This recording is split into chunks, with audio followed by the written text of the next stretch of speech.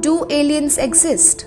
This question has captivated the world for decades, and it has re-emerged as a hot topic of discussion after the widely watched US Congressional hearing on UAPs and UFOs this week. In a rare bipartisan agreement, Congress members from both the Democratic and Republican parties are demanding more investigations and transparency from the US government. People have flocked to the social media to proclaim that the US government has confirmed the existence of aliens. But that's actually not what happened at the hearing. So what exactly happened?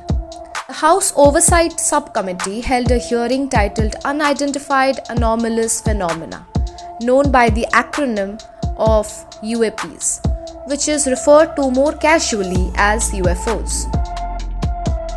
3 former military and intelligence members testified that the US government is hiding UFO discoveries, but they did not say there were alien bodies involved.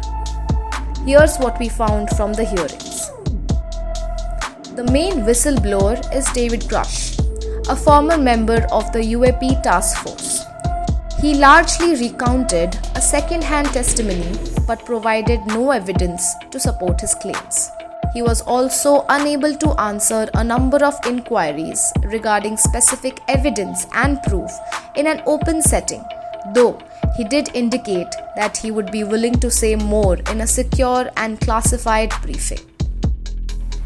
Following concerning reports from multiple esteemed and credentialed current and former military and intelligence community individuals that the U.S. government is operating with secrecy above congressional oversight with regards to UAPs. My testimony is based on information I've been given by individuals with a long-standing track record of legitimacy and service to this country, many of whom also have shared compelling evidence in the form of photography, official documentation, and classified oral testimony to myself and my various colleagues.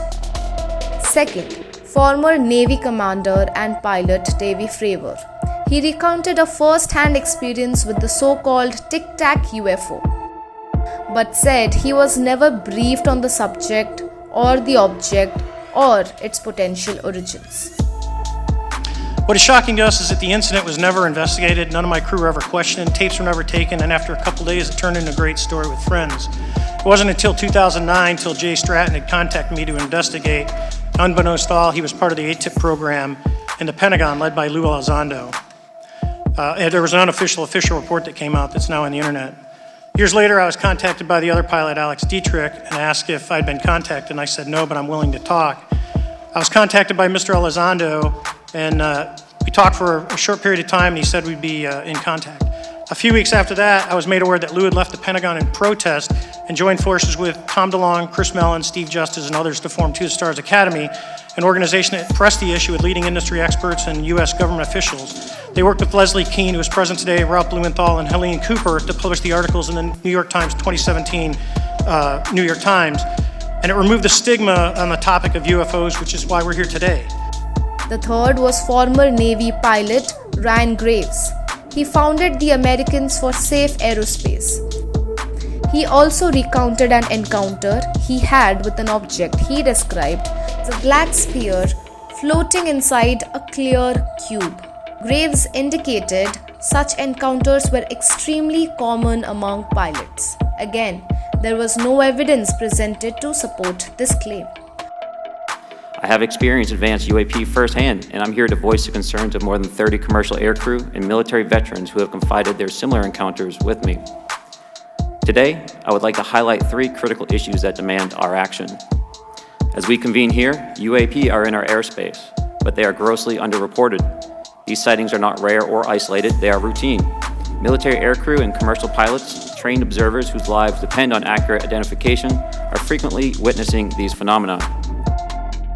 All 3 witnesses agreed that these unidentified objects constituted a potential national security threat to the United States. The National Security Council spokesperson John Kirby said that there are no hard and fast answers to these questions, but that the administration is taking it quite seriously. On this unidentified aerial phenomenon hearing that's happening on Capitol Hill, David Grush, who sat on a U.S. Air Force panel on UAPs, he says that he was informed of a UAP crash retrieval and reverse engineering program based on interviewing 40 witnesses over 4 years.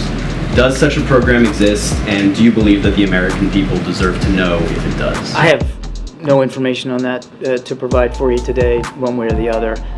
I would just say what I said last week when I got asked about this.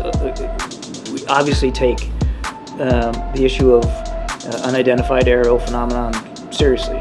There's a whole office at the Pentagon that has stood up to analyze the data, collect reports, collate those reports, and forward them up appropriately. And that's, I think, testament to the fact that we know that in some cases, these phenomena have impacted military training, have then impacted military readiness. From breaking news, detailed analysis, in-depth interviews, and explainers, follow the Times of India. Subscribe to our YouTube channel. Don't forget to like our videos and hit the bell icon to stay updated with the latest.